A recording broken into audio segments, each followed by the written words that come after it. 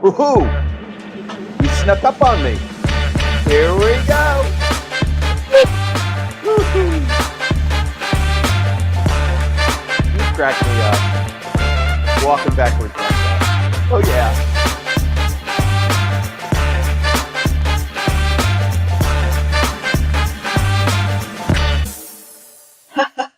Okay, I saw that last movement. It was really nice.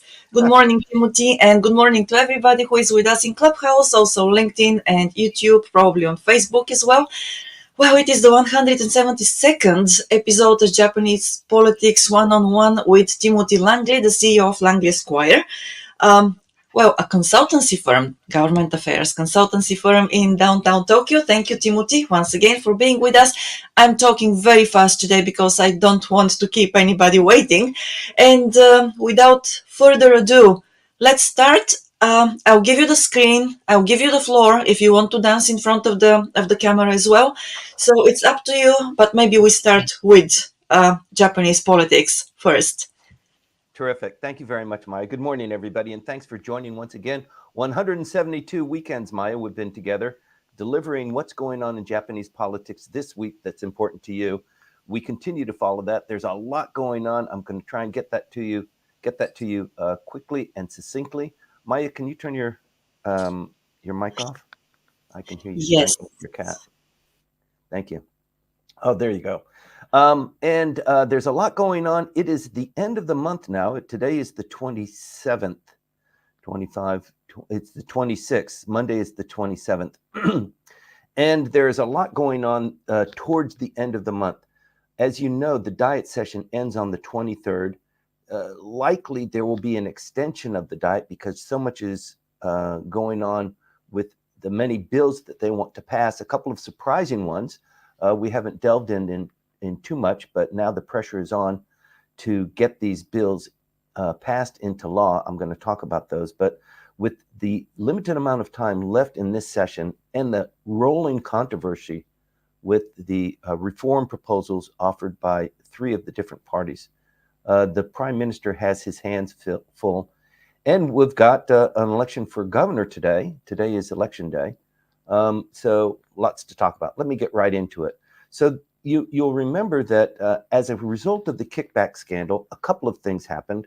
The Prime Minister decided to disband factions within the LDP, including his own. He disbanded, said he was going to disband the LDP, and in very quick fashion, probably within 2, maybe 3 days, 3 other factions followed up, including the one faction that was not implicated in the kickback scandal. So that is probably the biggest thing that's happened within LDP politics since they were formed post-World War II. The Prime Minister did this pretty much on his own volition to preserve and protect, number one, himself as Prime Minister, and number two, the LDP in some form or fashion. As a result of that kickback scandal and the controversy and the disbanding of the factions, he had a trip to Washington, D.C. He wanted to clean things up. So the week before he left for Washington, D.C., he identified several of the more severe culprits. He meted out punishment, and then he went to Washington, D.C. He spent a week in D.C., came back to yet another rolling controversy, and he's been trying to deal with that. There's a by-election that happened. The LDP lost all 3 of those seats in the by-election just after he came back.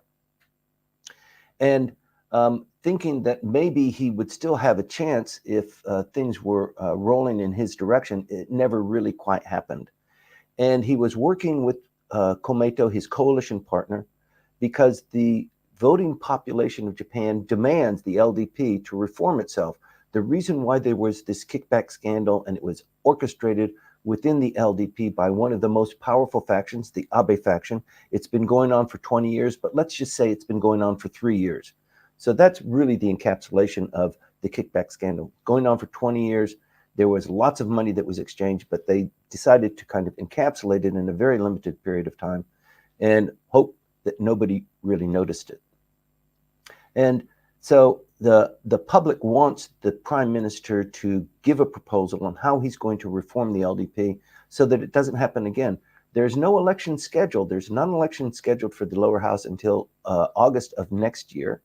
The only thing on the horizon now is the election of the LDP president, which is in late September, early October. So he could sit back and smoke a cigarette and just wait for things to go, but things are just not rolling out that in quite that fashion. There is a growing call for dissatisfaction with the prime minister and the LDP, and people within the LDP thinking, let's throw the bum out, let's start again.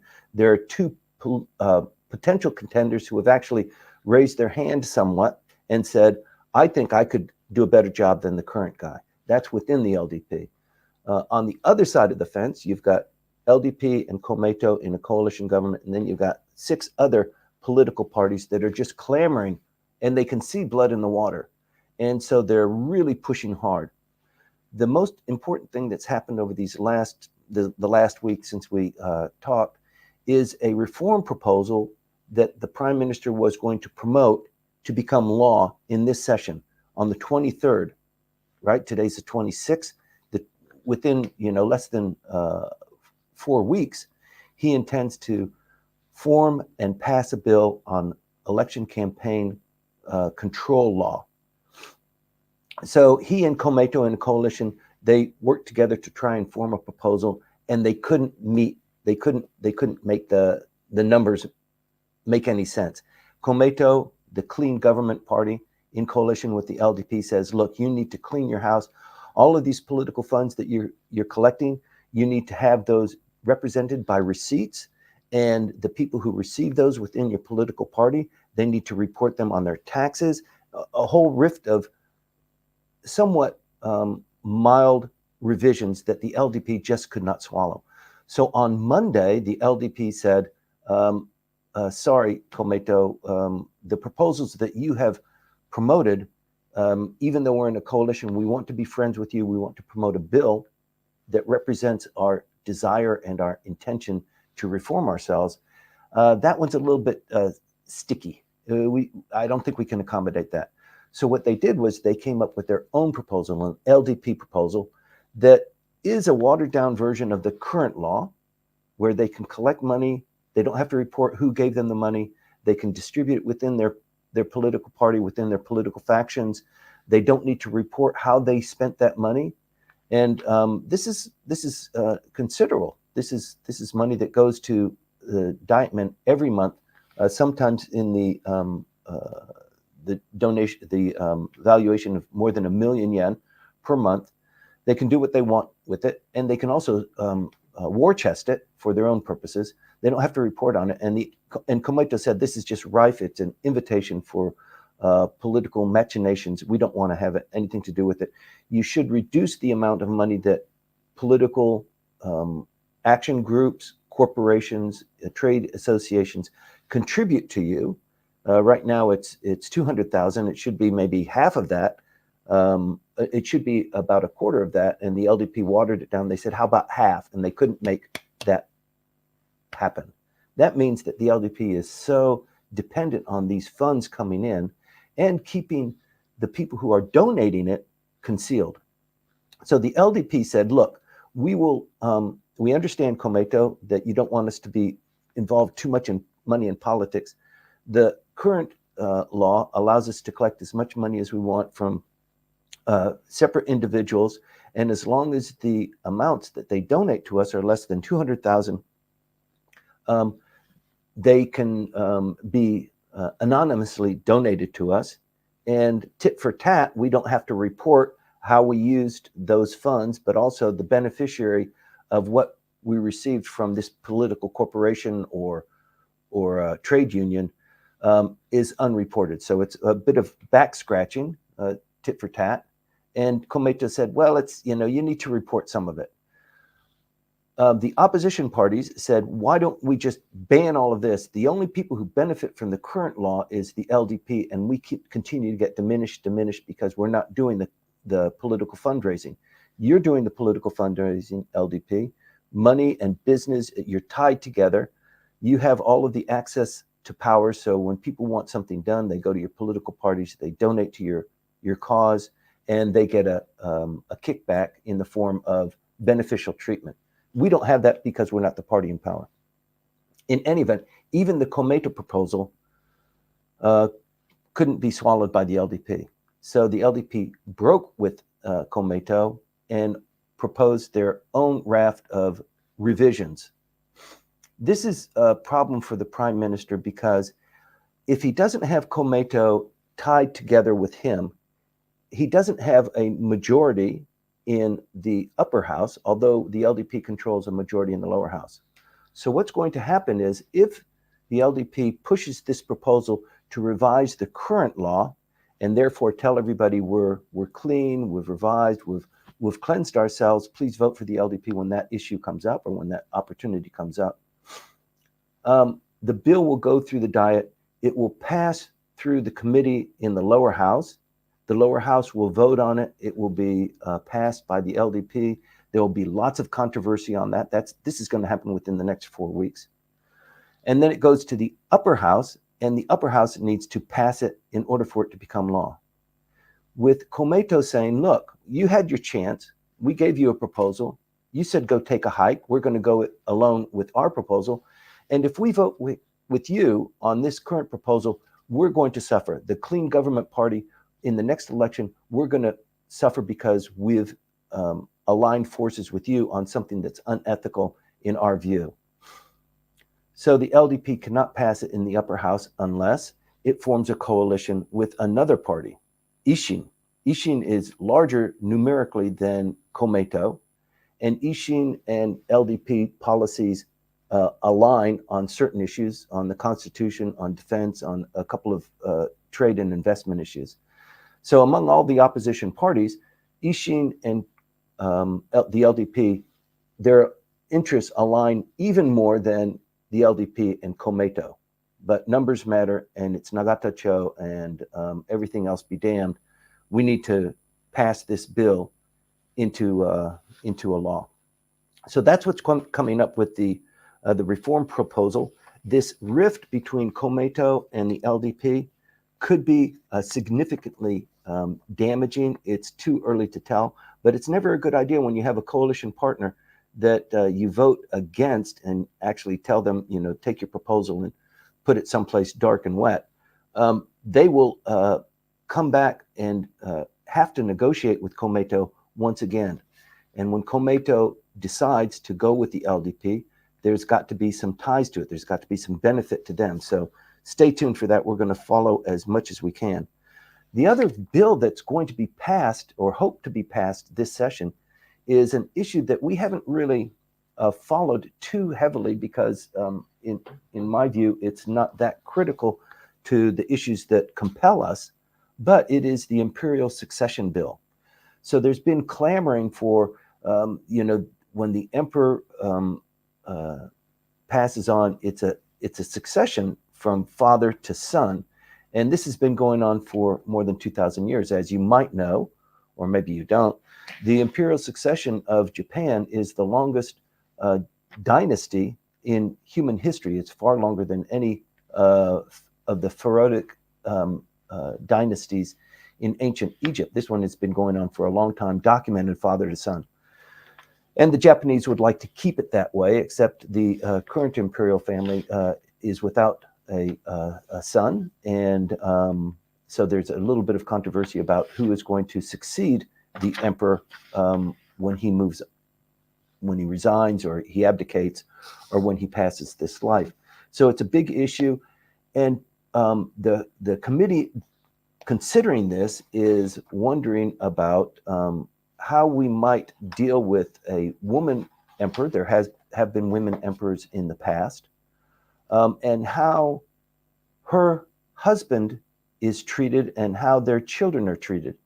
So the issue is pretty deep and complex. You're aware perhaps of the Koike system, where in a Japanese family, they establish a registry with the head of household.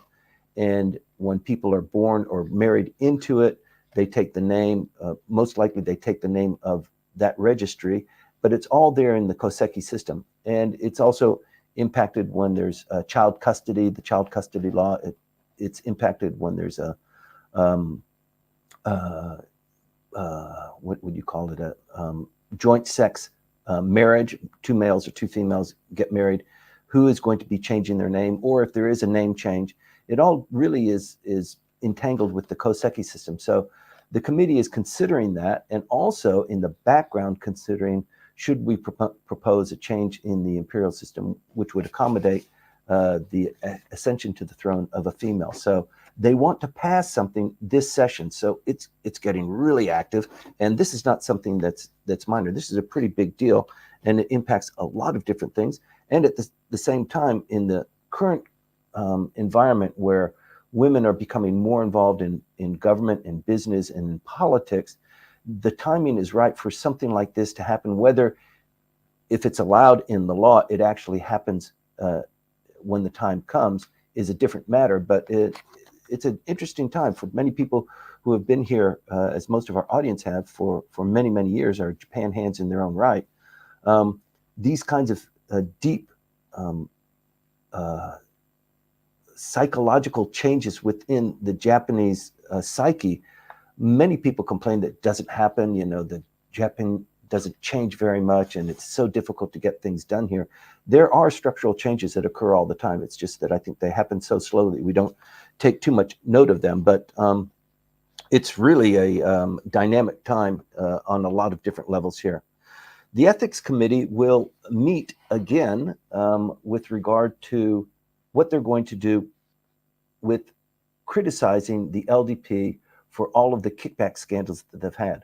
So just to get you caught up, the last time we talked about this, the Ethics Committee of the lower house demanded that 44 members of the LDP present themselves to the Ethics Committee to testify about their role in the scandal, how much money they received, what they did with the money, and how they intend to revise themselves so that they can continue to be a trustworthy and worthy member of the parliament.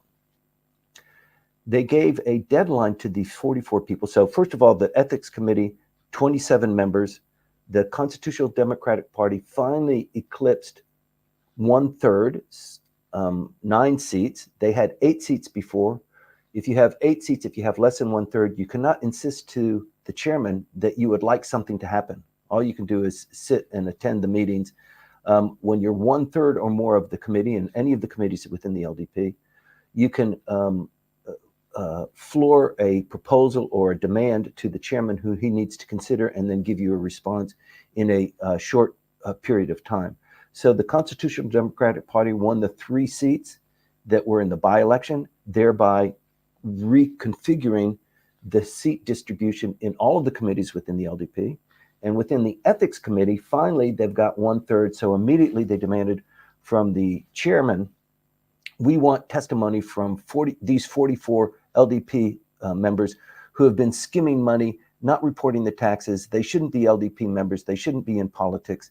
We want them to testify. Interestingly enough, they got a unanimous decision that, yes, let's do that. That's a good idea. Everybody in the committee, more than 50% being LDP or Komeito members, they said, sure, that's a good idea. Let's do it. The deadline for the 44 members who were contacted to submit to testimony in the Ethics Committee in the lower house was Monday, this last Monday, and a grand total of 0 of these individuals reported that they would testify. So nobody's going to testify. The problem this creates, it was kind of a catch-22 situation for the prime minister for the LDP. If even one person shows up to the Ethics Committee and is questioned for an hour or so with all the opposition parties, even if there might be some softball questions, the newspapers are going to pick this up and play it loud. And so I guess the person who might volunteer to show up stands a big risk. The more things bad that can happen than good that can happen. And alternatively, if nobody shows up, then it sure looks like somebody's hiding the ball somewhere. They're too cautious about being exposed. So that's the essence that's come out since Monday. So now the ethics committee, unfortunately, doesn't have teeth. It doesn't have censure powers. It can't demand if people don't want to show up, then they go sit in the corner. So that little battle that's been going on for a couple of weeks now will continue. The ethics committee is hell bent on exposing the LDP, because exposing the LDP enhances the opposition party, and boy, are they loading up for bear. Everybody is waiting for the opportunity, or reading the tea leaves like we do, of a potential close of the diet, that the prime minister closes the House for an election. So a little bit early to predict that right now, but there are forces at play that tell us something is going on. One of the things that is the tea leaves here is the Shizuoka election. The election is today. It's a 16-day, I think it's a 16-day election campaigning period that ended last night at 8 o'clock. And now people go to the polls. By the time you're having dinner tonight, we will know. There are 6 candidates, 2 frontrunners, a fellow by the name of Omura and Suzuki. And Omura is kind of a career bureaucrat, and he was transitioned to Shizuoka. He was vice governor for a while there. And he is going independently. He's not belonging to the LDP. Thank you very much, voters. But he is backed by the LDP. And the other is Mr. Suzuki, who is formerly the mayor of Hamamatsu. And he is backed by the Constitutional Democratic Party.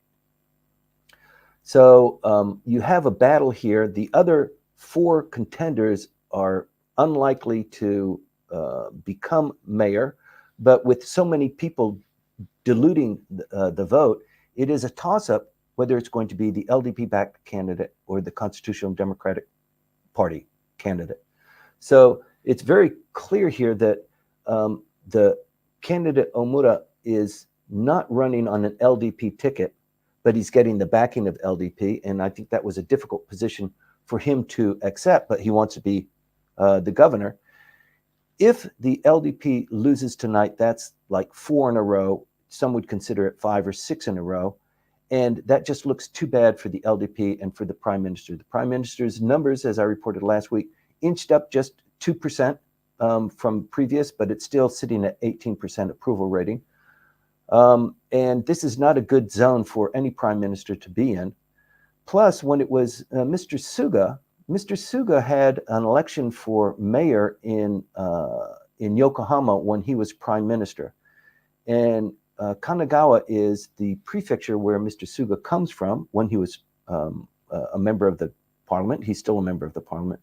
When he was prime minister in the main city, the mayor election was lost. The LDP candidate lost. And within 30 days of that loss, Mr. Suga resigned and Mr. Kishida became prime minister. So it's no small thing that the Shizuoka prefectural governor loses because he was backed by the LDP in a line of defeats that we've had just recently. So there is speculation that if the LDP loses, it's really game over, or it's like the prime minister being a lame duck if he is not already. You can't really say he's a lame duck. It's a parliamentary democracy, and as long as the LDP holds 50% or in coalition with somebody, their bills will pass, even though people are up in arms about it because it's being railroaded through. But the prime minister is extremely concerned about what's going on with Shizuoka. So continue to watch that tonight as you're having dinner or you're out and about. As a consequence of this, now you've got several people who are saying, this guy stinks and I could do better. And primary among them is Shigeru Ishiba. And Mr. Ishiba has been in LDP politics for his entire career. He was a candidate for prime minister. And this Wednesday, he did a benkyokai, a study session here, not 500 meters from where my office is. I attended it.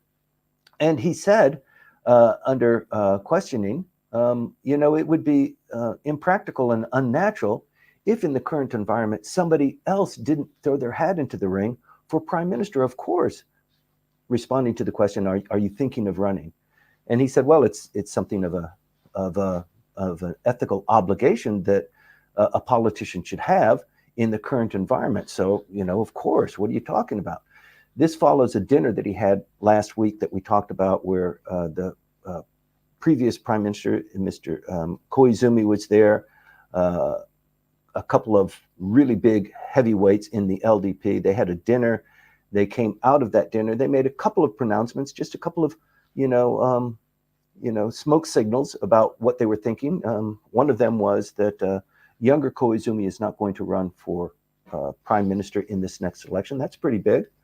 No word about Kono Taro, but that's not the issue that they were talking about. But obviously, Mr. Ishiba will be running in the race for Prime Minister. That race is scheduled to be in late September, early October, unless there is an election for the lower house. When there's an election for the lower house, the Prime Minister closes down the house, and all the seats of the lower house become open. There's an election. People get voted in.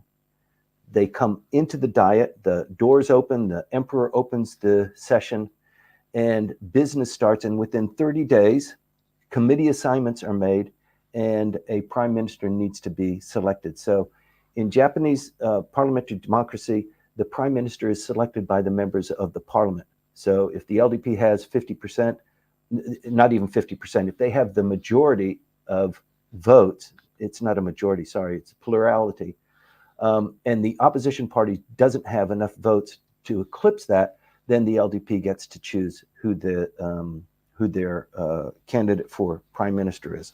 And typically, the LDP votes en masse as a bloc. They almost always, except for one instance, choose the current president of the LDP. And the current president of the LDP is Mr. Kishida. And that's not going to change unless there are forces at work after the election where people say, you're the president of the LDP. It's the same situation with Mr. Suga in Yokohama. You're the president of the LDP. We lost under your leadership. You're out. We're going to put somebody in. That is a very high likelihood with the popularity of the current prime minister as it is right now. So Mr. Ishiba is preparing his forces to run. You need 20 signatures of members of the parliament to run your candidacy, to submit your candidacy. The timing is not right now to submit those names because we're not in an election. But Mr. Ishiba clearly will run. There is speculation that Kono Taro will also throw his hat into the ring as well.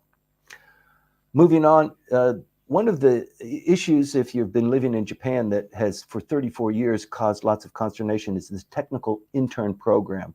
This is a program where the Japanese government invites technical interns, that means low-level, not very highly educated workers from overseas to come to Japan to work in the factories, to do the dirty work, to pick up skills. And it was a contribution into the labor force that was promoted by the LDP. It received lots of criticism. There was lots of negative things going on about that.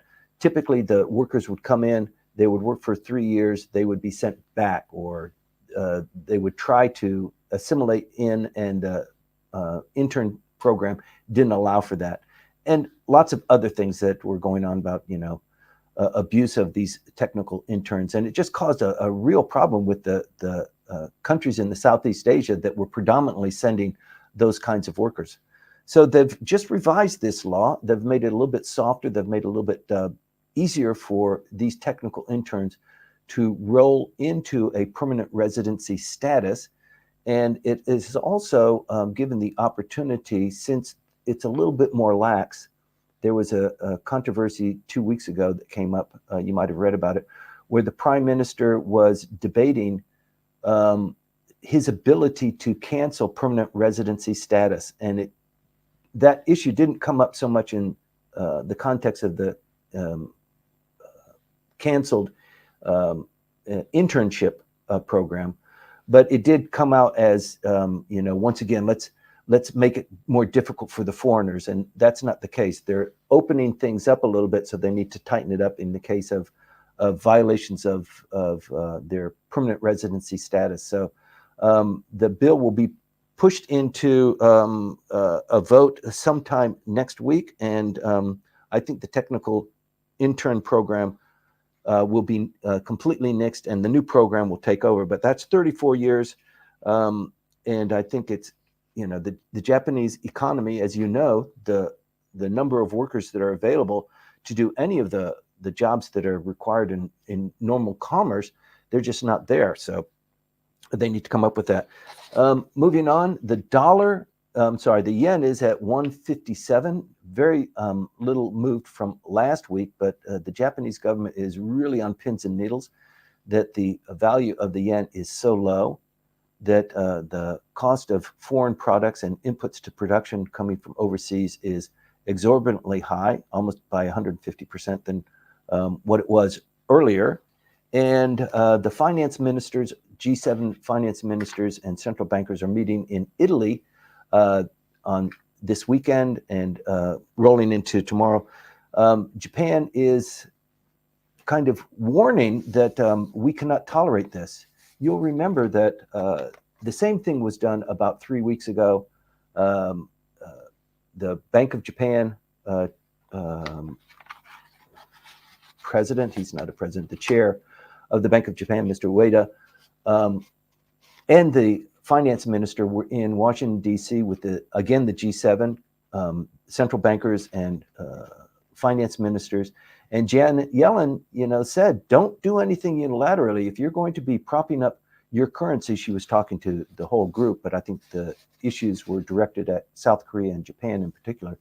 If you do anything unilaterally, it's going to be like, I don't know, eating Chinese food. In 15 minutes, you're going to be hungry again. So don't do it unless you accommodate other issues with the central, all of the people in G7, so that it's done in a concerted effort. 10 days later, the Japanese government went in with a huge investment to prop up the yen. It was at $160 to the yen, and it fell down to about 157, where it's kind of vacillated there, but it stayed there for the last 2.5 weeks. This is the end of the month. The report by the Bank of Japan is due at the end of the month for how they've distributed their money over the last month. Nobody has come up and said it was the Bank of Japan, it was the finance ministry that has pulled all of this money out of the economy and purchased yen to prop it up. They need to come clean at the end of the month in their monthly reports. So that's going to come up, and people are going to be talking a lot about that. The Prime Minister is going to have to defend that stance. And they're in Italy right now with their G7 partners, and everybody's looking at each other and how they can avoid that. The other thing that's coming up, somewhat suddenly, maybe if you've been in the foreign ministry, it's not sudden at all, but the Trilateral summit between China, South Korea, and Japan is going to happen. It's going to happen this week. We've talked about the possibility of it happening for the last 2 weeks, but it looks like the real deal is going to happen. It's going to be in Seoul. The Prime Minister will travel tomorrow to attend. He will be meeting with his counterparts in South Korea and China. They're talking about 9 areas of cooperation. They're trying to distance themselves from the thorny, prickly issues, but you know that they're going to be talked about too. China, in anticipation of this conclave, has said to Japan in very measured terms, these 31 members of your parliament that visited Taipei last week for the inauguration of the new president, that stinks. That's our territory. You shouldn't be, you're agitating, and you want to have a conclave with us, you want to have a 3-way talk. You shouldn't have done that. And so they've wagged their finger at the Japanese for doing that. The Japanese, not to be outdone, fair is fair, they were criticizing the Chinese for joining forces with Russia, and now Russia and China have both banned seafood coming from Japan. That's a big hit. China is Japan's #1 trade partner, and in foodstuffs, it is a dominant partner. Japan has had to shift its trading and is selling its foodstuffs below price or below the previous price. And the United States is purchasing, trying to support Japan too. You're going to find lots of Japanese food throughout the world now that comes from Japan if you work in the U.S. military. Not a bad thing, but it is a dynamic that has been artificially created. And when Putin and Xi got together last week, there was a couple of other decisions that was made, including this one. And further, to agitate everybody, 2 days or 3 days after the inauguration of the new president of Taiwan, China had a massive show of military force. It's called Sword. Let me see. It's called Sword.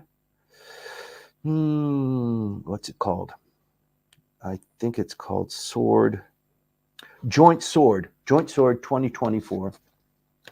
And they had 8 areas where they had military exercise, live fire drills. They had the jets, they had the Navy, they had the ground forces, all in a coordinated exercise. It was shown on TV. They had CGI videos that showed, if we pulled the trigger, this is what would happen. They showed all the bombs and missiles raining down on Taiwan. It was very aggressive and very provocative. Probably one of the biggest shows of force as a consequence of this election to the presidency of a person that China does not like or approve of. So the tensions just continue to rise there. And in addition to that, Japan, the self-defense forces, joined one of the largest military exercises that the American military conducts in this region. That's called Valiant Shield. The SDF has never participated in that. It's a big military exercise. It's going on right now. And so if the Chinese are going to be doing that, it's once again, it's this gradual escalation, tit for tat, mine is bigger than yours. So if you're going to do that to me, watch what I do to you. And this escalation just, it needs to be addressed. And it is hoped that this trilateral convention that is happening tomorrow and Tuesday addresses some of those issues and helps tone down some of the rhetoric. But it's a big deal. 2+2 is being scheduled for July in Tokyo. That's the defense minister and the foreign minister. They will join forces here in Tokyo in July. It's a pretty big deal whenever there's a 2+2. Finally, Maya, the Crown Prince Mohammed bin Salim from Saudi Arabia. We talked about him coming to Japan. He hasn't been in Japan. He is a big deal in the Middle East. As you know, he is the appointed heir to the throne there. And he was going to be visiting Japan for 3 days. He was supposed to arrive tomorrow. Apparently, he has a little bit of congestion, so they're being careful about that. He's postponed his trip, not canceled. He's postponed his trip. I was driving into town the other day, and I saw maybe 30 or 40 Mercedes limousines lined up, probably doing an exercise. But of course, they all need to be the same. They all need to be Mercedes. I don't know where they get them from all over Japan. They were all identical. So when the Crown Prince comes to Japan, he doesn't come traveling lightly. It's a very big deal. Not quite a state visit since he is not the head of state, but he did have a lunch schedule. It'll probably still be on the schedule when he arrives with the emperor and the empress, and he will have a meeting with the prime minister when that happens. We're going to continue to watch that. That's the hot news that's going on. I'm sure I've missed some of the issues, and if you have something of interest to you, please, either message Maya or request to come up on stage so that you can ask those questions directly. Maya, thank you very much for creating this platform so that we can talk to this tremendous audience of ours every week on what's going on in Japanese politics. Yes, thank you, Timothy. Before we continue, I wanted to say to everybody who is on YouTube and also LinkedIn, Facebook, and in Clubhouse, thank you for the comments. We are going to address them right away. And please remember to hit like because it helps this video and the podcast actually gain some traction. So, okay, I'll start with the questions. The first one comes from Clubhouse, and it is from Cam, and he says, are there any concerns? Just a moment, please. I'm sorry. I just Yes. Okay. Are there any concerns in Japan with Biden's 100% traffic on China electric vehicles? Tariff, sorry, 100% tariff on China's electric vehicles and other critical minerals. How might this impact Japan's auto and semiconductor industry? That's a great question, Cam. Thank you very much. Coming from Washington, D.C., I guess that's where you are, Cam. Um, the automobile issue, as you know, this floating economy, Japan, is dependent on the support it receives from the automobile industry. Um, the automobile industry and the parts industry is the linchpin of the Japanese economy. So anything that goes on in with Carlos Ghosn, for example, or in China with the electric vehicles there, or in South Korea, this has a big impact on Japanese economic policy. So the fact that the United States has decided to tweak the nose of uh, the Chinese on their electric vehicles, I think is a sign of things to come. But the Japanese want free and fair trade. They are standing right in the middle of the most economically viable trade center in the world, which is why China and Taiwan, the controversy there is so delicate, is because if there was a kinetic action, this entire trade route would be blocked, and it would stifle trade flows on the container ships and trade coming from China. Inevitably, Japan and China, also Japan, South Korea, and China, that's their largest trading partner. So similarly, the Chinese know what vehicles are, not just for their own economy, but for export as well. It's a big deal. So I think that you will see some retaliation or retribution as a consequence of that. But I also think that the Japanese are going to benefit as a consequence of that. So this this joining of forces between the United States and Japan with regard to chips, with regard to defense procurement, with regard to offensive materials that are being produced in Japan, some would say in violation of the Constitution, being produced in Japan for export. Um, a lot of these things are in play now. And I've predicted that before the end of this month, so within the next week, there will be some big changes that will be announced, some things that are going to happen. And then as we roll into the following month, June, July, it is possible for the prime minister to close down the House and have an election based on a lot of other things, not just the yen and not just concerned with trade flows. So the United States wants to support Japan. Japan wants to support the United States. More than cars, it's the chip industry. It's the development of TSMC in Kumamoto and Rapidus in Hokkaido. This is, the Prime Minister hopes, the new industry to replace or supplement the dependence that Japan has on automobiles. So you're right to point out what's going on in the Biden administration with regard to Chinese vehicles and rare earth materials is a pretty big deal. You won't see the impact of it for a couple of months, but I think you will see political moves like retaliation or closing up of other trade sources. Thanks for the question, Cam. I hope that responds adequately. Yes, I hope so too. Thank you. And we'll be meandering a little bit when it comes to the different topics and the questions and comments we get. So the next one in Clubhouse is from Janusz. And Janusz is referring to the military exercises. So he says, I'm in Taiwan and I will never notice or know if you do not talk about military operations. How about that? Business and life are going peacefully here. Hmm. Yes, that is good. I think that is great to hear actually, because more or less, I think that in Japan, there isn't so much news about this either, Timothy. I mean, if you're not interested in following this closely, probably the general public is not very aware of the military drills and the exercises in this region either.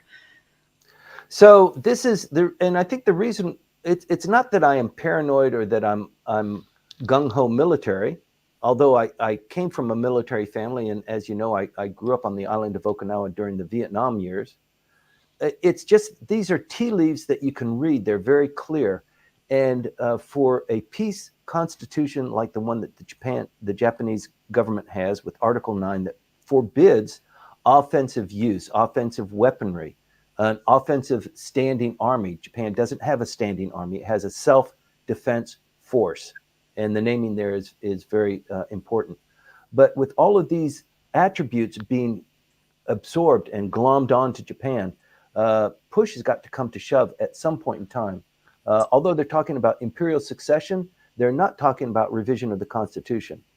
And in my mind, they have to wait until they have a more powerful, a singular prime minister to be able to push this forward. But they need to do it because it's not a peace constitution that we have right now. It's moving more towards a military state and the creation of a military industrial complex for a lot of reasons, not just politically, but also economically, to develop these materials for export. Can I chime in, Maya? Sorry. Yes, Yuka, go ahead. Actually, as much as I think that Timothy is paranoid, but I don't think so on this case about the. Of course, I'm joking. This Chinese exercise to Taiwan, shores. I've heard that in the U.S. And I'm totally, I'm not a political person at all, but even I heard this. So, some people are talking about it. I just wanted to point that out. Thank you. Thank you, Yuka. Yes. There go my eardrums. Okay. Oh, I didn't come clear? You became very clear. I hear echoes in my brain. Huh? Okay, I'm glad. I was complimenting you, actually. Well, Timothy, I think that it is wise to say thank you and to accept the compliment. Yes. Thank you Yes, very much. yes. The only comment that I'm making there, Yuka, is that Maya, in her attempt to kind of get me back because of my cat comment, as soon as you started talking, she cranked up the volume, so it's going into my ear. Right. Oh, I was too loud. Okay, sorry. Okay, okay. I'm going far. How's this? Okay, right. Oh, nice. That's Right. fantastic. Thank you. Yes. Well, thank you for. Actually, I have more serious question later on. But I'm gonna wait though. Thank you. Okay. Please go ahead with the others. Okay. All right. Yes. Okay. Thank you, Yuka, for the chiming in, and I really enjoyed when you do that. So yes, Timothy's ears sometimes go pew like that. Anyway, so going back a little bit to now we are on YouTube and we have Lincoln and Binati there. Plus anyway, Janusz, thank you very much for the question.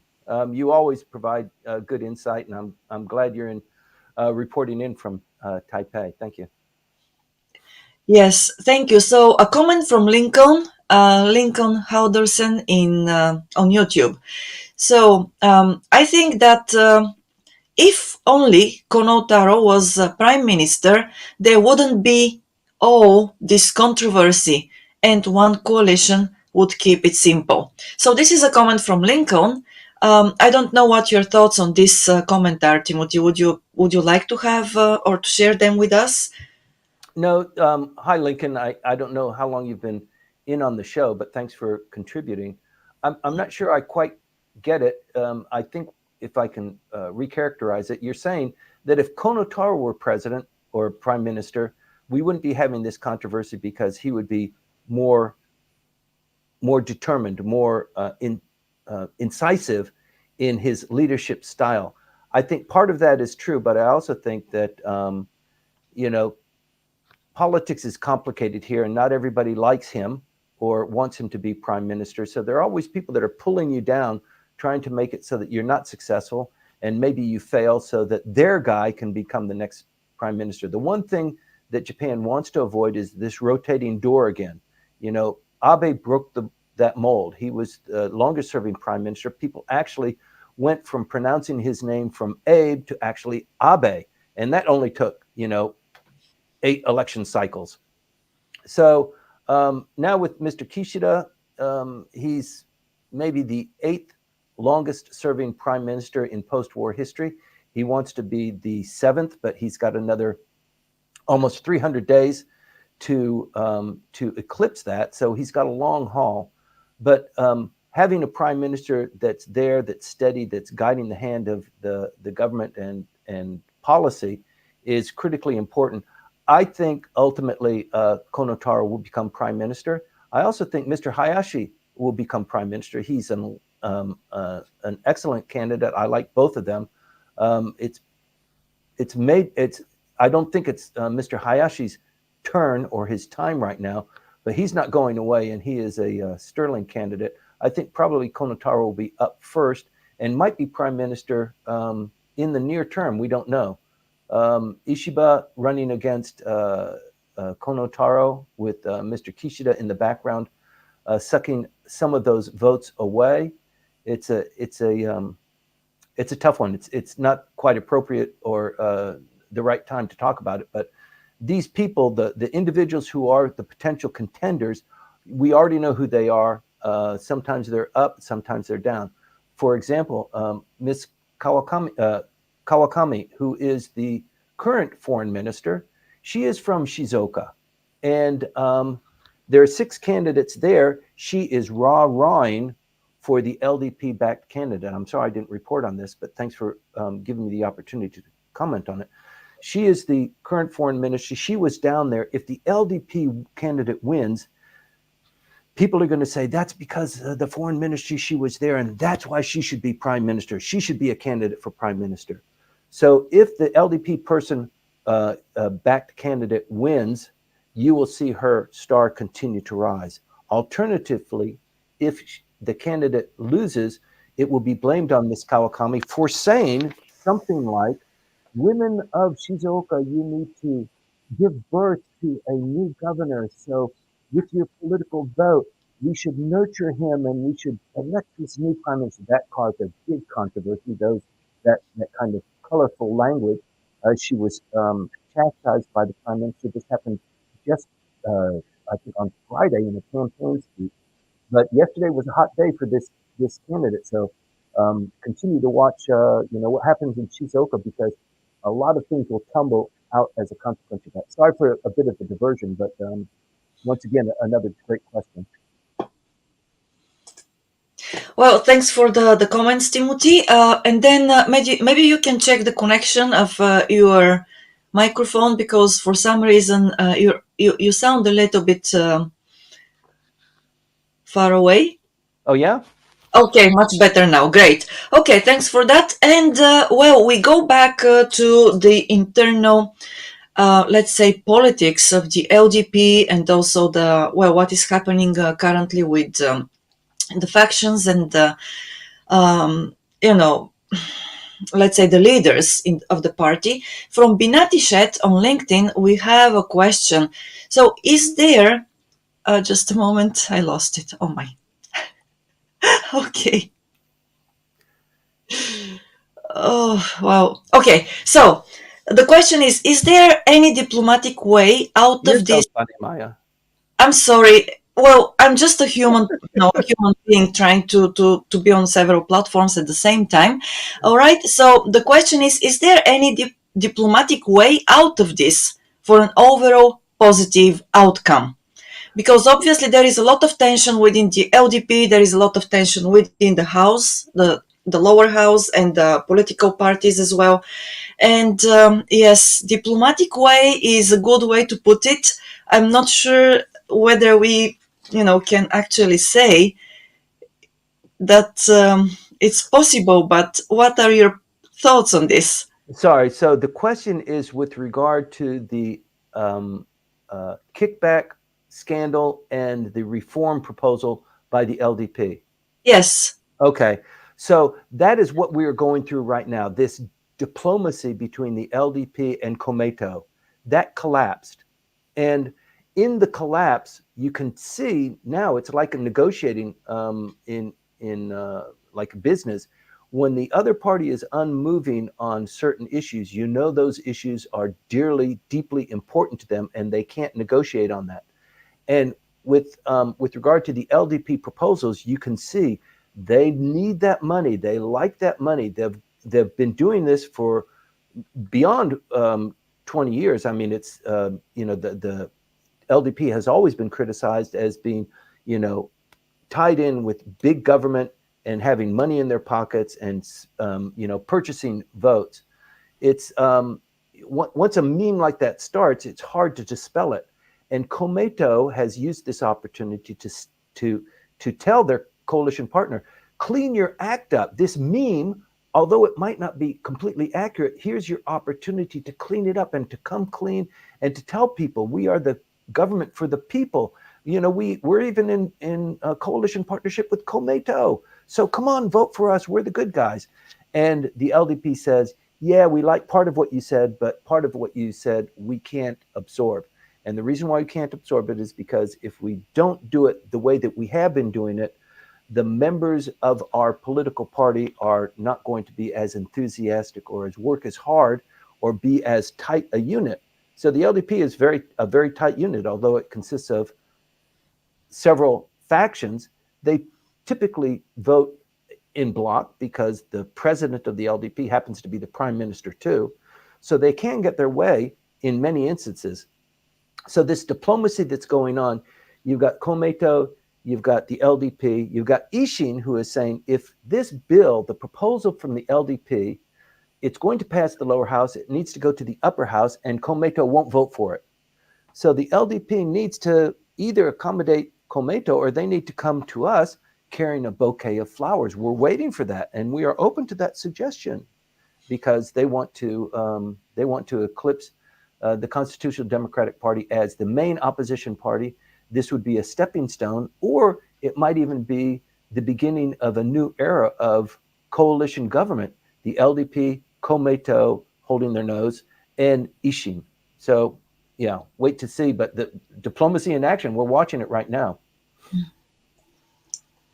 Thank you for that. All right. And then I think that, yes, we have quite a few other questions as well. So once again from Binati. Binati, thank you very much for the validation, of my humanness. So I appreciate that. Yes. So there is a tangential question from Binati. So she writes, some BRICS nations are getting on the de-dollarization train. Will this work in favor of the yen, hypothetically speaking? I'm not competent to speak on that. I know that there are different forces at work. The yen, the new bills are going to be issued in a month. So the new dominations of Ichimaen, Gosen, and Sen Satsu, those will be new ones will be issued. That doesn't have much to do with this the BRICS issue. So the United States dominates, as you know, the currency. The oil is based on the U.S. dollar. China wants to take that over with their currency. Russia is already working on that. So there's a lot going on, and the BRICS nations are the nations that are, they're the ones that get crushed when the big countries fight with each other, and they've formed their own coalition of countries and like-minded nations, and they're being courted by not only the Chinese but by the United States as well.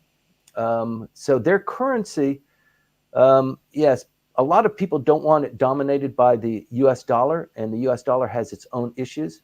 But like I said, I'm not really competent. I can come up to speed and report on that next week, unless you have some insight you can share with us, because that's one of the purposes of Japanese Politics 1-on-1. Well, thank you. Yes. Okay, Binati, if you have some more information about it, please let us know. And I'll be happy to share it with everybody here. So, and also, yes, Ryan Banjie, yes, in Clubhouse. Thank you very much for that. You can also join us. You can try to join us in Clubhouse and speak up there. So we can send you. Yes, because you mentioned last week that you were trying to share your question and the platform was not allowing you. So let's try. I'll invite you on stage, and if you can join us up on stage, then please do so. Okay, you're there. Let's see. Could you please unmute yourself? Hello.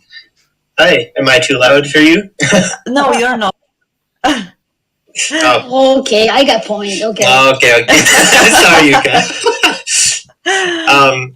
Hi. So I'm just wondering here. So I understand that Kishida is weighing whether or not to call a snap election, but the question on my mind is that, from my understanding, prime ministers with the ability to call snap elections, let's just say Justin Trudeau as an example, would never even consider this as an option if Canadian public sentiment were where it is with Japanese public sentiment. So my question is, what are the factors? What do you think?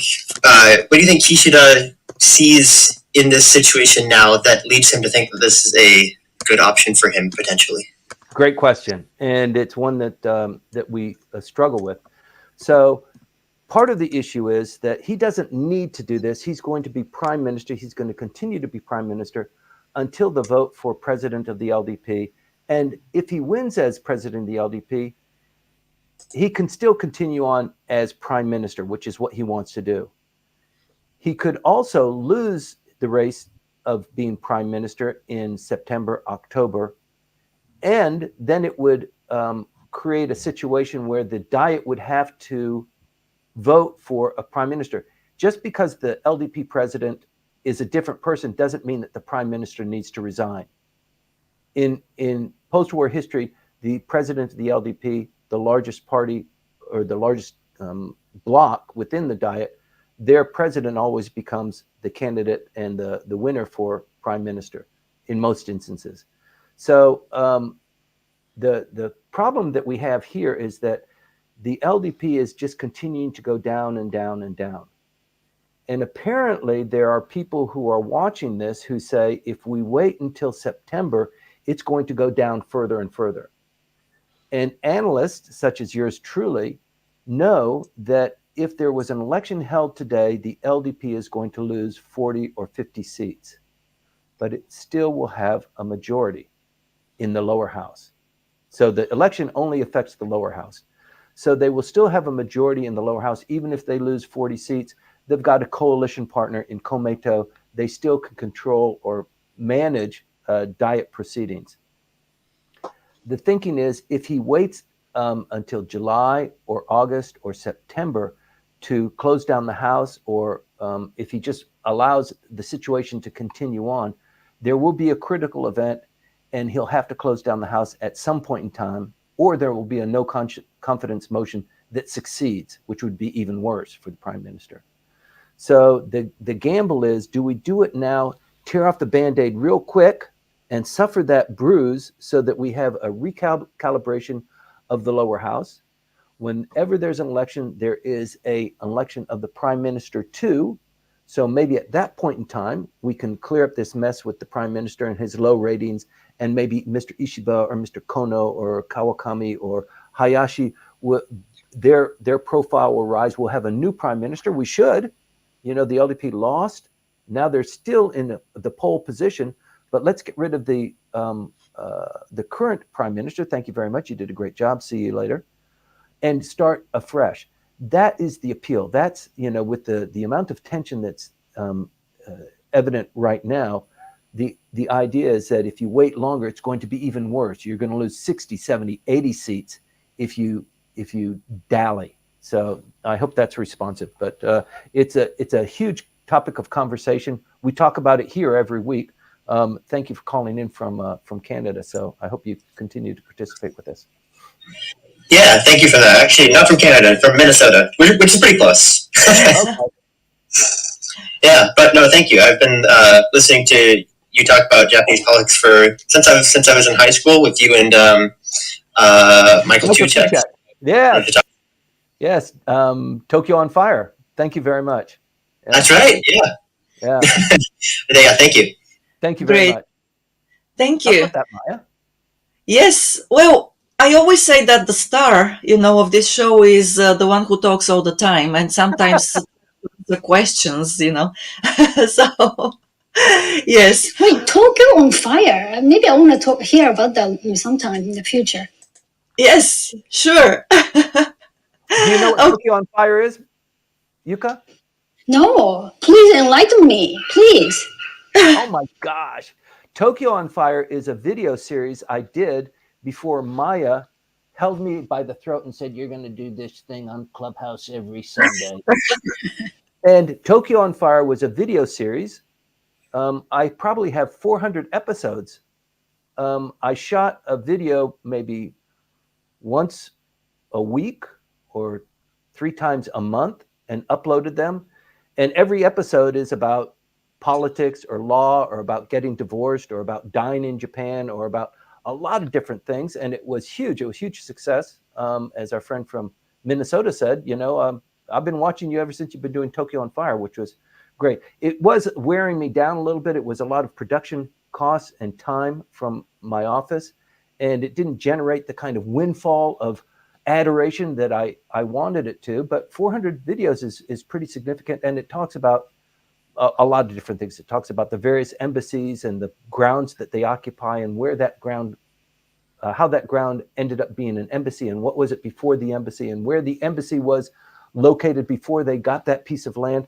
A lot of different things that to me are very interesting. And I just had this urge to tell people about it because there are so few people that do what I do or who have been in Japan as long as I have and who have somebody like Maya goosing them to get this word out and to tell people about it, because to me, it's important. People should know this stuff. But, it took me a long career to figure a lot of this out. And it's fun information. And I think it helps people in understanding Japan and doing business and doing a lot of different things. So, Maya, thank you very much.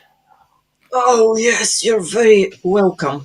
Okay. So he was an influencer even before Clubhouse. Oh, yes. Long Okay, time. pardon me, I'm not worthy. Yes. Right. Timothy has been here forever, He's like those dinosaurs that you see in museums. Oh, you are dating him. Yeah, Okay. but the difference is that when you see the dinosaurs, you see only bones. And now we have the pleasure to see Timothy, in his full glory here. Yes. So, Cool. yes. Okay. So, Yuka, I know that you have a question or 2 or 3 maybe, and we have also a couple, yes, of And other. by the way, Yep. before we get into that, Tokyo on Fire is an idiomatic expression. Please don't think that I meant it to be Tokyo on fire. Oh, I'm glad that you. Yeah, okay. I'm so maybe you want to take time to explain it. That's great. Thank you. Yes. Tokyo on Fire. She's on fire. He's on fire. This issue is on fire. Tokyo is hot, right? Tokyo is hot. like that. It's topical. Tokyo is hot. Yeah. Like she's hot. Okay. Why do they always use those terms like a temperature? Anyway, okay. Sorry. Right. Yeah, that's a good question. Yes. Okay. So, Yuka. Okay, sorry. Before I use up, the precious time, can I go ahead with my question, please? Go ahead, and then I'll move towards the questions which we have on LinkedIn. Rumiko, thank you very much for the questions there. So I'll be reading them out to Timothy once Yuka tells us what her question is. Yuka. Thank you. Okay, very quickly. So it's sort of like a general question, and then two sort of associate or related questions along the line of my main question. That's LDP versus other parties. Mm-hmm. I've heard that Ms. Koike have announced that she's going to run for re-election of Tokyo governor, right? And then so it seems I've heard that according to a lot of the talking heads, it seems like she's gonna win again. Yes. And so, she's not a part of LDP. So what is the sort of impact of that? And if there is any? And then the sort of secondary question is, I don't have much knowledge about NHK party, but I've heard that they're sort of increasing their, the sort of visibility. And then why is that? Why this NHK party all of a sudden? Thank you. Let me deal with the second part first. NHK Bukatsu. Let's crush the NHK. And the fellow who is leading that party, this was his idea. He used to work at NHK. And the reason why he came up with this idea, although he worked at NHK and he grew to hate them and despise what they did and how they did it, and that they are the mouthpiece of the government. They are not free and open. They're not an access to information. They are being controlled by the LDP. Part of that is actually accurate. The chairman of NHK is appointed by the prime minister. And the Japanese government, the Japanese press, fell in rankings to number 70 among the 137 countries that were evaluated by Reporters Without Borders about 2 months ago. And Japan's ranking in terms of freedom of speech, in terms of free and open access to information, fell. And part of that reason is not just the Kisha Club system that is pursued by the Japanese government, but also the fact that NHK is strongly controlled by the publications or the publicity or the mouthpiece of the LDP. This was more and more evident under the Abe administration. There was a lot of complaints about that. And as a consequence of that, this fellow came out of nowhere and said, NHK bukatsu, let's crush those guys. And he did pretty well. I think there's only one upper house seat for the NHK party. It might be the lower house. I'm not too familiar with it. But the thing is that the NHK comes to you every week, every door. Please pay us money. You're supposed to pay us. If you don't pay us, you're going to get into trouble, that sort of thing. It's a tax on all of the Japanese citizens, because whether you have a TV, and you have to show them if you don't have a TV, and they're still going to be knocking on your door. It's a big irritation. And people say, why should I pay? I don't watch NHK. I don't like you guys. Get out of my house. And they keep coming back. So it's like a self-fulfilling prophecy that he's going to start a party that criticizes this government mouthpiece. So it's not a bad idea. There are people who have started political parties for more ethereal and less attractive to a general population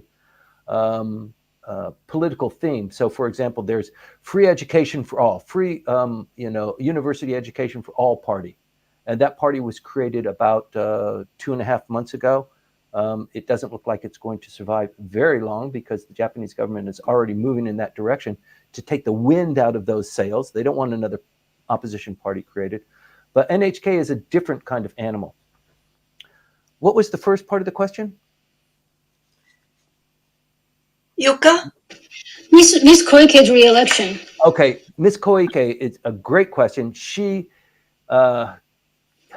some could say that even if she ran for prime minister, she would probably win. She is that powerful. She is that polished. She has the pedigree. She is one smart cookie. And I think if it was me, I'd prefer to be the governor of Tokyo, the largest city in the world, the most active economic entity. But being she wouldn't run for prime minister. In order to become prime minister, she would have to run for the lower house, first of all. Then she would have to gather 20 votes from LDP members to be a candidate. And then she would have to beat out other people who have been in line longer. It might happen, but I don't think that's her game. Her game is she's going to run for her third term. The election date is July 7th. So put that on your calendar. We'll be talking more and more about it. The campaign hasn't started. Shizuoka, the election is today. I think it's a 16-day campaign period. So July 7th minus 16 days is when the campaign for governor starts. There is expected to be probably 8 or 9 different candidates. She will be the poll runner, and I'm pretty sure that she will win it. There's a lot of controversy about her, about actually going to the University of Cairo and actually graduate. All this stuff. It's just static noise. I know her. I've known her for many years, and I think she is a sterling politician. I knew her when she was in the lower house. In fact, one of the people on my team now was her policy secretary when she was Minister of State. So we do have access. We know each other. We contribute to each other's pet issues. So definitely she will be a candidate, and I think she will win her third term. I hope that's responsive. If not, let me know. So, so her winning, is it going to make any change to the Kishida administration, or they just the status quo is, in that regard, nothing changed? Yeah. Okay. So in the last election for Tokyo 15, Koike had a candidate that she was promoting. He's the author who was born with the without arms. You remember him? He was defeated by the Constitutional Democratic Party candidate and defeated pretty resoundingly. The LDP didn't have a candidate in Tokyo 15, but they also didn't support Koike's candidate. So they didn't have a unified voice with Tokyo First. So Ms. Koike is now a little bit angry about that. You had an opportunity to help me. I would have scratched your back had you scratched my back. And now look at the mess that you've created.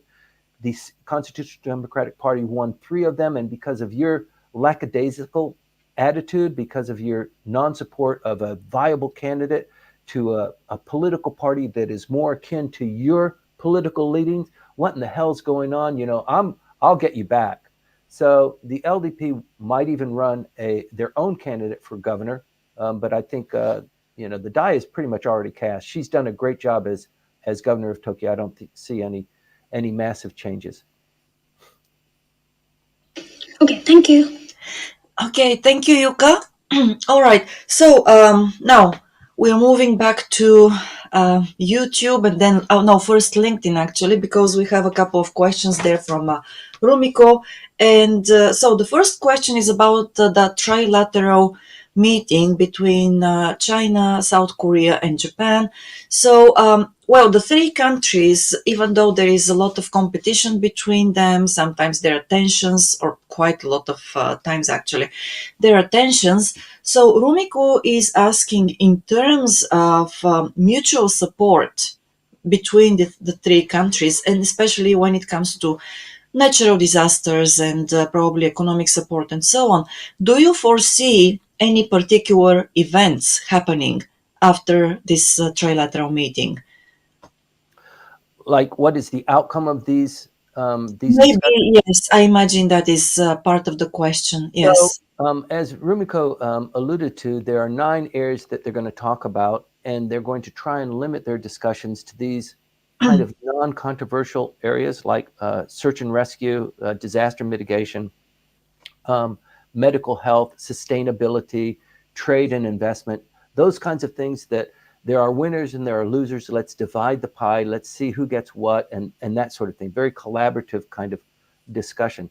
But in the background, you've got to imagine that, China is very concerned about this relationship or this potential relationship between Korea and Japan that the Biden administration has been endorsing and pushing.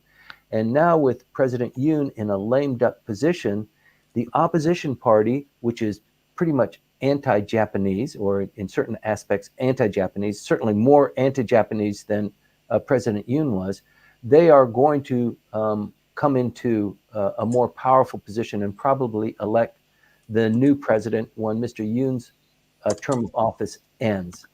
So the Chinese are seeing this.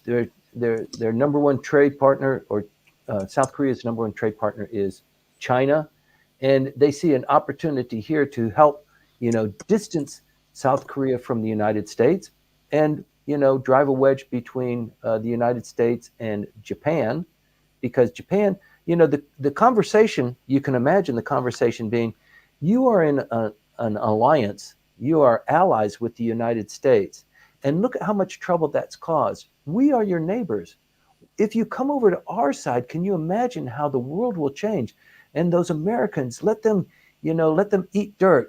They haven't done anything for you. Let's reform this geopolitical map, and let's let the economy flourish. And we don't have to worry about the military spending unless the United States decides that they want to move more aggressively in the Asia Pacific unilaterally without Japan, without South Korea.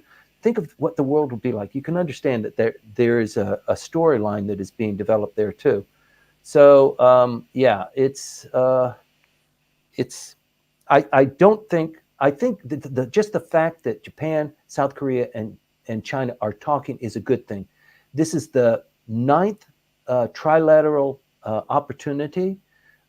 It's the first time that they have had this trilateral in, I think, 7 years. So it's been a long time. It was pre-COVID when they had their last one. So it's due for them to be sitting down and talking. But over the last 5 years, it's just been there has been no trilateral discussions. There's been discussions at the lower levels, obviously, but this is an opportunity for Japan and South Korea and China to kind of ante up and to tell the world this is what our relationship should be like, and the tensions that are going on in the South Pacific and in the Straits of Taiwan, they can be reduced somewhat through diplomacy and through us talking. But these are the things that we want to see happening. So there could be more clarity there. And I think most people understand that having a discussion or an avenue for discussion is better than not having one. So I don't anticipate. Maybe there'll be some announcement that they've made some new agreement about, disaster mitigation or about sustainability. But I'm not in a position to talk about that right now. Okay, thank you for that. Moving on to the second question from Rumiko. So she's talking about the tax and and also the funds, political funds rectification. So we know that normally the income tax can be recalculated for up 6 to 7 years. Okay, but then why is the case with the political fund scandals only 3 years? What is Yes. happening here? That's a great question. You have really hit that nail on the head. Thank you, Rumiko. Yes, it is curious that this has been going on. Admittedly, this has been going on for 20 years. They decided, and I think maybe the public prosecutors established this initially, that they had a very limited amount of time. As you remember, when the story first broke, and it came out of Kobe, and it was reported in Akahata, the Japanese Communist Party's newsletter, a daily newspaper that goes out. It's called the Akahata. It's a thorough and well thought out newspaper that is distributed to all members of the Japan Communist Party, but it's also read by a lot of other people because it's thoroughly vetted. He reported in Akahata about the funds that are being collected by these political parties that make up the LDP. That's what started everything. And he filed a claim against the political parties and against the individuals for skimming money and not reporting it. And since he filed a claim, it kind of demanded that the public prosecutors get involved. So they got involved in October, November, December. In January, the diet starts, the new diet session. And once the diet starts, then the public prosecutors cannot question, they cannot arrest, they cannot intimidate members of the parliament because the diet's in session. So the public prosecutor's office only had like 10 weeks in order to do this investigation, to hold the bright lights over the face of the accountants and the treasurers and members of the parliament if they were accommodating an investigation.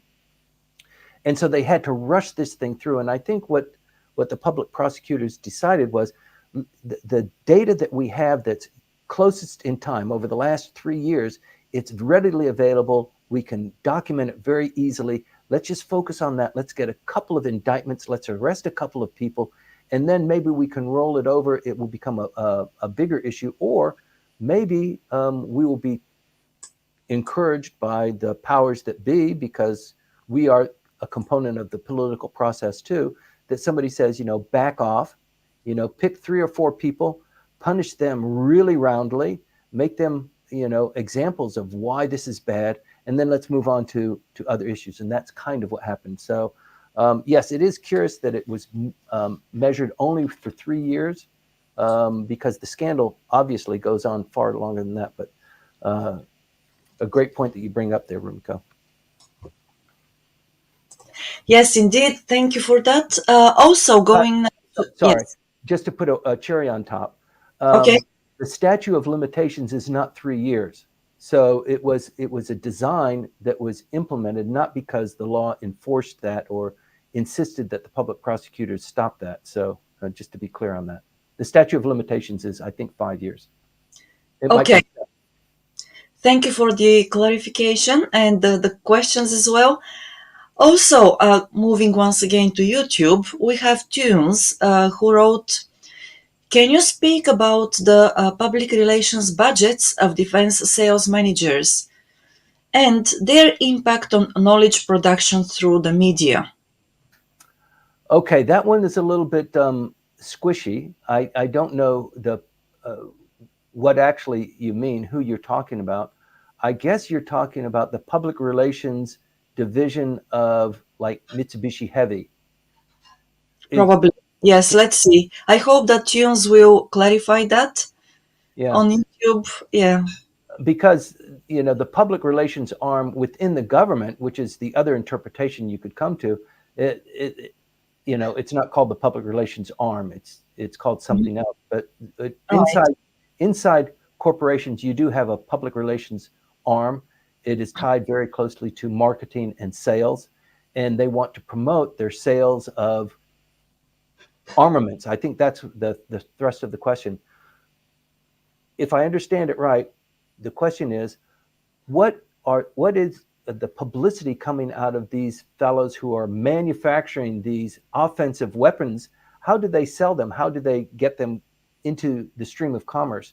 And if I'm right in that assumption, these offensive weapons and armaments are being made under contract with typically the U.S. government or with Australia or something else. It's not open to the public relations arm of the company touting their wares and saying, ours is faster and it can shoot more bullets and the helicopter flies more quietly, that sort of thing. That's all at the government level, and there's very little, in fact, that you can find out about it. So the Japanese wanted to, at one point, excel in producing submarines. You would think that the Japanese would be really good at that.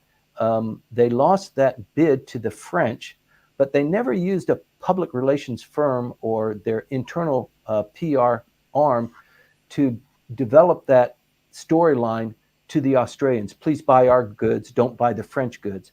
And I think in that case, the decision was not made so much on technical grounds, who was better, who was the most cost effective, who is the cheapest, but it was mostly on political grounds. And so that takes away the Japanese or Mitsubishi Heavy Metals building out that infrastructure to build submarines. We built a fleet of submarines for Australia, and now learning from that, and we have the equipment and the dies and the experience and the workers now, let's build submarines for South Korea too. Let's export those. So that, I think, is really the thrust of the question. If Japan is building offensive weapons, how is it promoting those sales externally? And the Constitution says you can't have offensive weapons. You can't interject them. You can't export them, and you're not even supposed to develop them. First strike capabilities, for example, is very definitely an offensive tactic. And the Japanese Constitution, under a strict definition, you can't do that. If somebody's going to attack you, you have to wait for them to attack you, and then you can strike back. But it's self-defense only. And if that's what you follow, as in Switzerland, there is a layer of protection that you generate because you're not offensive. You're not pushing other people to attack you. But if you are attacked, then you go back strong. So I think Japan has moved past that. They've crossed the Rubicon. They've increased the defense spending from 1% to 2%, and they are deeply in bed with the United States in building this tremendous force that is supposed to convince the Chinese, if you're thinking about it, don't even think about it. We have too many assets in play. Even the Japanese are involved in that. It would not be a good day if you decided to move kinetically on Taiwan. So just put that to rest. And I think that's the stage that we're in right now. I hope I interpreted the question right. Well, I hope so too. I believe that if not, then probably we'll hear once again from Tunes. And the last one, actually, the last comment from YouTube today is from Binati. I'm going a little bit back in time, and she says, On fire. yes, on fire. And yes, so once again, we're talking about temperature here and flames and everything. Okay, so she says BRICS are accepting new member countries. The announcements are coming out in October, I think. The US State Department has become a bit aggressive. This leads me to think that the dollar might become the second option. So this is related to her question earlier today. So about the yen and the de-dollarization and so on. So do you have any thoughts on this? Would you like to share them with us? No. As far as the United States is concerned, there is no second option. Don't even entertain that there's a second option. The dollar, the cost of the barrel of oil needs to be dominated in dollars. Just that fact alone, whether it's producing value or not, but the fact that the global currency is the dollar, the United States benefits hugely, massively, just because of that. And people are trying to collapse that. They're trying to kill that. Muammar Gaddafi attempted to do that in his country. He was developing a gold-based dinar, and that didn't sit well, and he lost his life and lost his country as a consequence of that. So this is a big, high-stakes game, and anybody that wants to have or develop a second option is you need to be very careful there. I mean, people will do a lot to prevent that. So something to watch. BRICS is on a roll for recalculating how much they need to pay as a consequence of not being in the leadership or being kind of third parties. That's the BRICS are the smaller countries that are unified because of trade and investment and their position geopolitically. But they're coming up strong, and they're targets of affection for China's Belt and Road initiative. And also, the United States is trying to mimic that by coming in strong with the Micronesian countries and the island countries in the Pacific. They're coming in a little bit late, as we've reported here,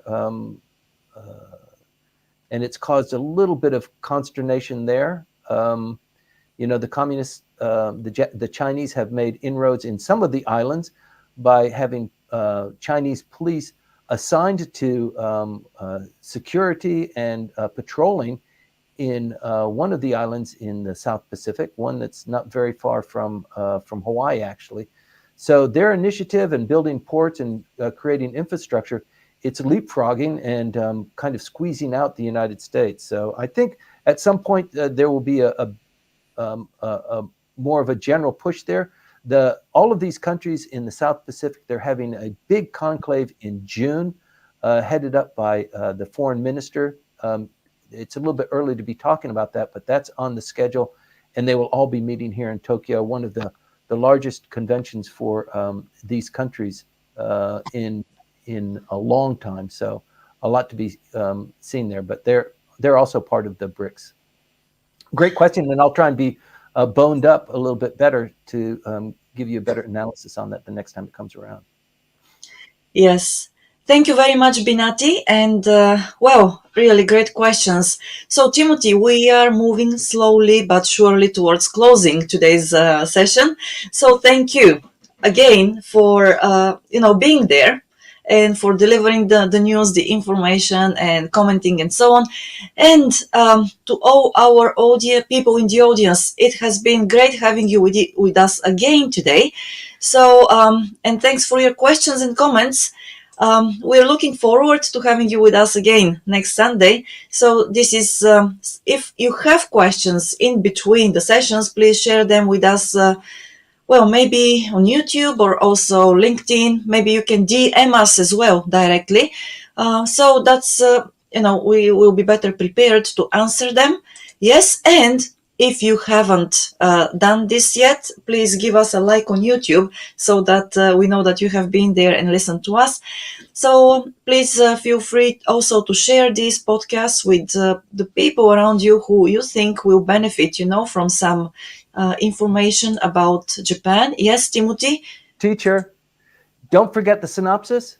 So some people can't have a cup of coffee 8:30 in the morning, 8:20 in the morning. It's too much for them. But the synopsis comes out every week, and it's actually getting a whole lot more readership than we are getting viewership here on YouTube and on LinkedIn. And so please plug that too, like I just Yes, did. you just did. Yes, thank you. Great. Yes, because we all consume content in different formats. We feel more comfortable in this way or the other way. So thanks a lot again. And that's all. It's a beautiful day here in Tokyo. I hope that all of you have a lovely Sunday and a bright new week. Well, that's it. See you soon. See you next week, actually. Thank you, Maya. Thanks, everybody. Thank you. Thanks for the questions. And Send the money. comments.